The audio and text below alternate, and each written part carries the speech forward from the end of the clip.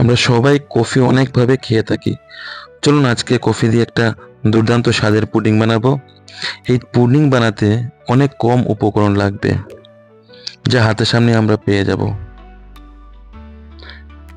আপনারা এই পুডিংটা বানানোর পর ফ্রিজের মধ্যে রেখেও ঠান্ডা করেও খেতে পারেন।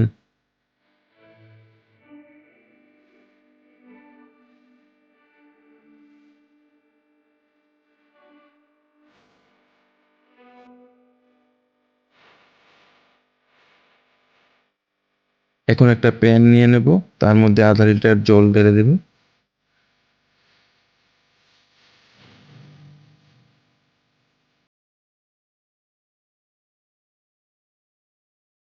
তার মধ্যে আমি 4 টেবিল স্পুন চিনি অ্যাড করব।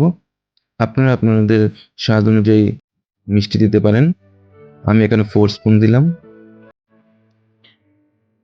1 স্পুন যে কোনো কোম্পানির কফি পাউডার অ্যাড করব। 1 spoon agar agar powder add করব, যা আপনারা অনলাইন অফলাইনে পেয়ে যাবেন। এখন মিশ্রণটা পুরো মিক্স করব, কিন্তু একটা কথা মনে রাখবেন, আপনারা গ্যাসের সুইচ অফ করেই মিশ্রণটা ভালোভাবে মিশিয়ে নেবেন। ভালোভাবে মিশ্রিত হওয়ার পর আপনারা গ্যাস অন করবেন। গ্যাস অন করার পর এইভাবে 2-3 বার বলক আসবে। ওভার কুক করবেন না। এইভাবে একটা কাচের বাটির মধ্যে আপনারা মিশ্রণটি রেখে দিবেন। রেখে দিয়ে রুম টেম্পারেচারের মধ্যে 30 to 40 minutes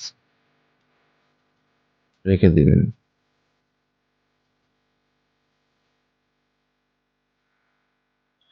after 30 to 40 minutes দেখুন আমার মিশ্রণটা পুরো জমে গেছে।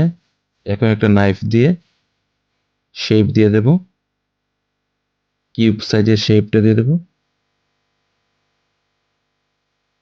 একটা স্পুন দিয়ে উঠিয়ে দেখাচ্ছি আপনাদেরকে। দেখুন দেখুন জেলিগুলো একদম কিউব সাইজে কেটে দিয়েছি।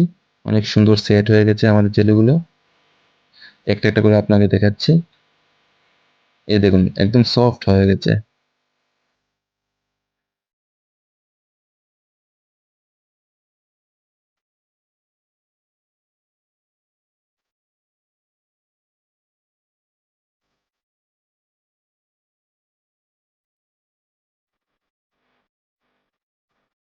এখন একটা প্যানের মধ্যে আমরা আধা লিটার জল নিয়ে নিয়েছি। তার মধ্যে আবার 4 টেবিল স্পুন চিনি এড করলাম। 100 গ্রাম গুঁড়া দুধ ইউজ করছি আমরা। গুঁড়ো দুধ ইউজ করলাম। এখন 1 স্পুন কফি পাউডার এড করব।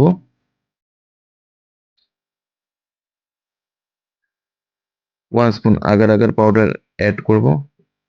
করে আমরা পুরা মিক্স করে দেব, কিন্তু আমাদের ভালোভাবে মিক্স করে নেব ফার্স্ট। কিন্তু মনে রাখবেন আমাদের গ্যাসের ফ্লেমটা অফ আছে। ভালোভাবে মিক্স হয়ে গেলে আমরা গ্যাসটা অন করে দেব। অন করে অল্প সময় কুক করব। দেখুন কুক হয়ে গেছে। ওভার কুক করব না। এখন একটা এইভাবে মল্ডের মধ্যে আমরা এই কিউবগুলো দিয়ে দিচ্ছি ফার্স্ট।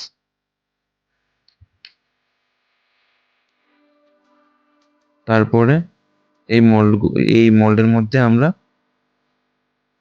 দুধের মিশ্রণটা দিয়ে দিচ্ছি। দুধের মিশ্রণটা তাড়াতাড়ি দিবেন, সময় নেবেন না, নাহলে জমে যাবে। তারপর বাকি কিউবগুলো আবার দিয়ে দিচ্ছি। একটু ডিজাইনটা সুন্দর আসবে, দেখতে অনেক ভালো লাগবে।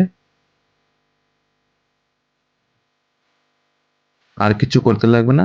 এখন আমরা রুম টেম্পারেচারের মধ্যে 30 to 40 মিনিটস এটা রেখে দেবো সেট হওয়ার জন্য। দেখুন দেখুন আমার পুডিংটা পুরো সেট হয়ে গেছে। 30 to 40 মিনিটস রাখলেই পুরো সেট হয়ে যায়। এখন আমরা ডিমোল্ড করছি।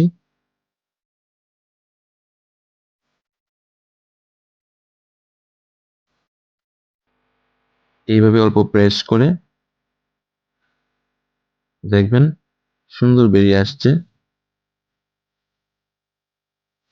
দেখুন পুরো পারফেক্ট পুডিংটা হয়ে গেছে।